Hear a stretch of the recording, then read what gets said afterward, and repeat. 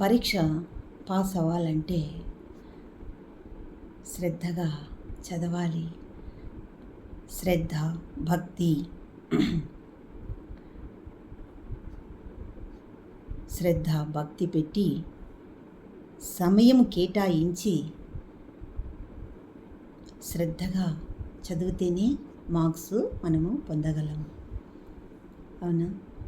ఒక పరీక్షలో నెగ్గాలంటే శ్రద్ధ ఉండాలా, భక్తి ఉండాలి, సమయం కేటాయించాలి. శ్రద్ధగా మనసు పెట్టి చదివితేనే మనము పరీక్షలో పాసు కాగలము. పరీక్షలో మంచి మార్క్స్ రావాలంటే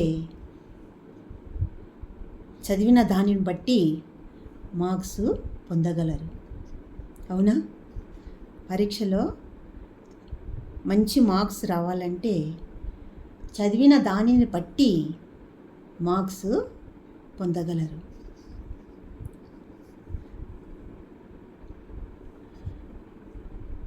నూటికి 50%, నూటికి 80%, నూటికి 90%, నూటికి 100% అన్నది చదివిన దానిని బట్టి మార్క్స్ పొందగలరు. అలాగే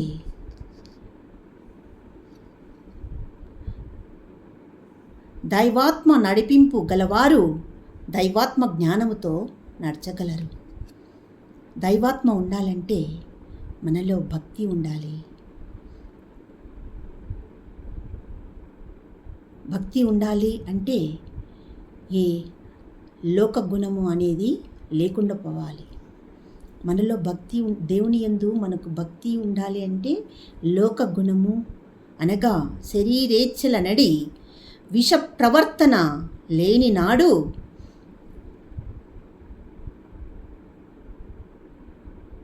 ప్రార్థించు ప్రార్థనలో శ్రద్ధ, భక్తి వచ్చి ఆ దైవాత్మ నడిపింపుతో నడచగలము.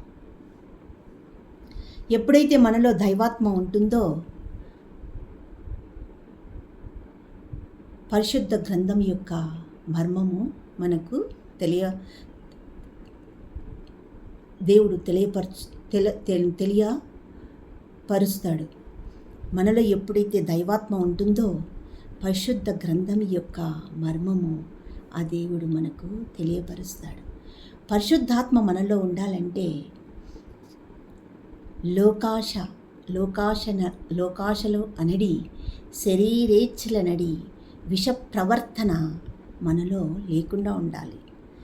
ఎప్పుడైతే మనలో ఈ లోక విష ప్రవర్తన లేకుండా ఉంటుందో అప్పుడు దైవాత్మ మనలో కొలువై పరిశుద్ధ గ్రంథం యొక్క మర్మములను ఆయన తెలియపరుస్తాడు. ఇప్పుడు పరిశుద్ధ గ్రంథము మర్మము ఒక్కరి ద్వారా తెలుసుకుంటే అది కాపీ కొట్టినట్టే కదా. ఇప్పుడు నేను ఉన్నాను, మీరు ఉన్నారు, నేను ఉన్నాను, మీరు ఉన్నారు, నేను చదువుతున్నాను, మీరు చదువుతున్నారు. మరి నాకు తెలిపినప్పుడు మీకు తెలుపుతాడు కదా. దేవుడు ఆత్మ ఉంటే, దేవుని ఆత్మ మీలో ఉంటే దేవుడు మీకు కూడా తెలుపుతాడు కదా. నా ద్వారా తెలుసుకోవడం అది కాపీ కొట్టినట్టే కదా.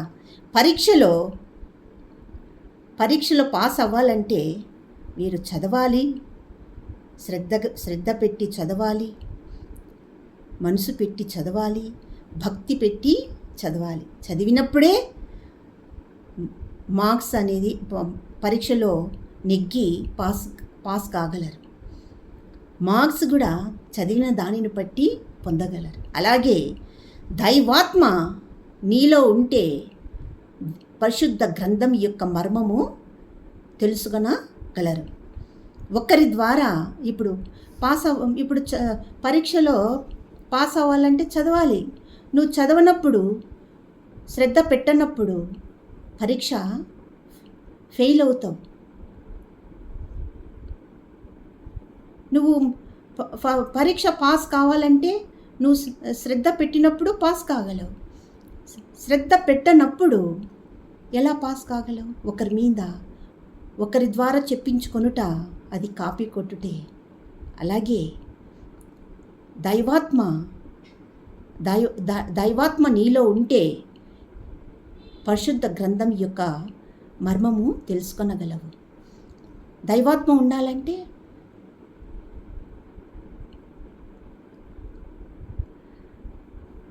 లోకాశలు అనడి, శరీరేచ్ఛలనడి లోకాశలను జయించినప్పుడు, అనగా లోక ప్రవర్తన లేనప్పుడు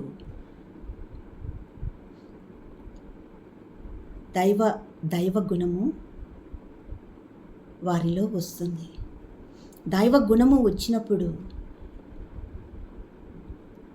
భక్తి, దయ, కరుణ అనేటివి వచ్చి దేవుని యందు ప్రార్థన హృదయముతో, సత్యముతో, ఆత్మతో ప్రార్థించగలరు. ఎప్పుడైతే దేవుని హృదయముతో, ఆత్మతో, సత్యముతో ప్రార్థించగలరో అప్పుడు దైవాత్మ హృదయములో కొలవై ఉంటాడు. ఎప్పుడైతే దైవాత్మ ఉంటాడో అప్పుడు పరిశుద్ధ గ్రంథం యొక్క మర్మము తెలుసుకొనగలరు. నా ద్వారా ఇప్పుడు నాకు ఈ విశ్వం గురించి తెలియపరిచాడు. మరి నేను చదువుతున్నా, మీరు చదువుతున్నారు. నాకు మీకు కూడా తెలియపరుస్తాడు కదా. నా ద్వారా తెలుసుకొనుట కాపీ కొట్టుటే. నా ద్వారా తెలుసుకొనుట కాపీ కొట్టుటయే.